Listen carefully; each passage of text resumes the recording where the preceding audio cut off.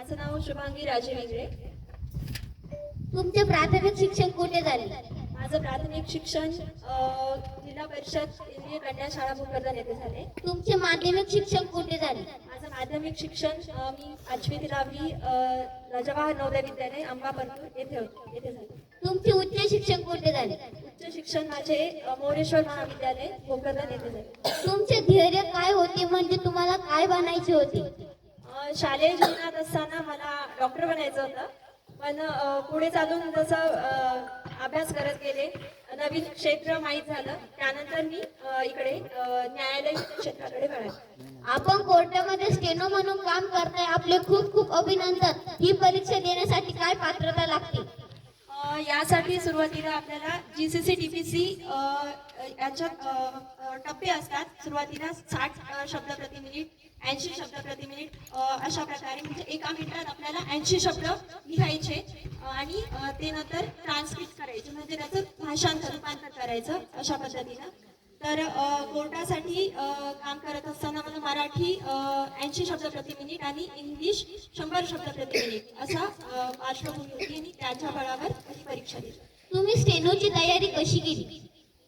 स्टेनोची तयारी करताना विशेष म्हणजे अप्रूपाची बाब म्हणजे एवढं छोटंच पुस्तक असतं, त्यातच पूर्ण काही आहे, म्हणजे त्यातच सगळ्या स्टोरी तोच बेस आहे. त्यानंतर स्पीड अप करावं लागतं. खूप सारे वेगवेगळे लिगल डिक्टेशन्स असतात, म्हणजे न्यायालयात जे काम करताना आपण जे निकाल दिले जातात त्या प्रकारचे डिक्टेशन्स असतात, ते आपल्याला घ्यावं लागतात. तशी तयारी. कोर्टामध्ये स्टेनोचे काय काम असते?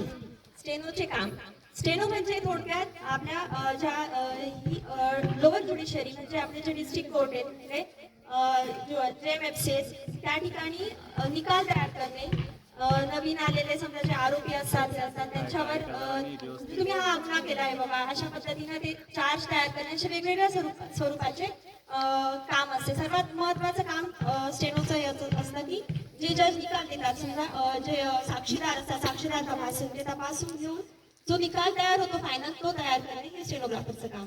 आपण या पदावर समाधानी आहात? सध्या तरी अजूनही पुढे जायचंय, अजून हायकोर्टापर्यंत जायचंय, अभ्यास चालू आहे. आपण इतर दुसऱ्या परीक्षेची तयारी करत आहात? सध्या तेच हायकोर्टसाठी. या क्षेत्रामध्ये सगळ्यात मोठं पद आहे हायकोर्टमध्ये जे जस्टिस असतात, म्हणजे जे आपले जज असतात, न्यायाधीश असतात, त्यांचे PM म्हणजे पर्सनल असिस्टंट म्हणून मला व्हायचं आहे. ती क्लास 1ची पोस्ट आहे, ती मिळवायची आहे. आमच्या मनामध्ये असलेल्या प्रश्नाची उत्तरे आपण दिली त्याबद्दल मी तुमचे खूप खूप आभारी आहे. आपल्या पुढील वाटचालीसाठी आम्हा सर्व विद्यार्थ्यांकडून आपणास खूप खूप शुभेच्छा. थँक्यू.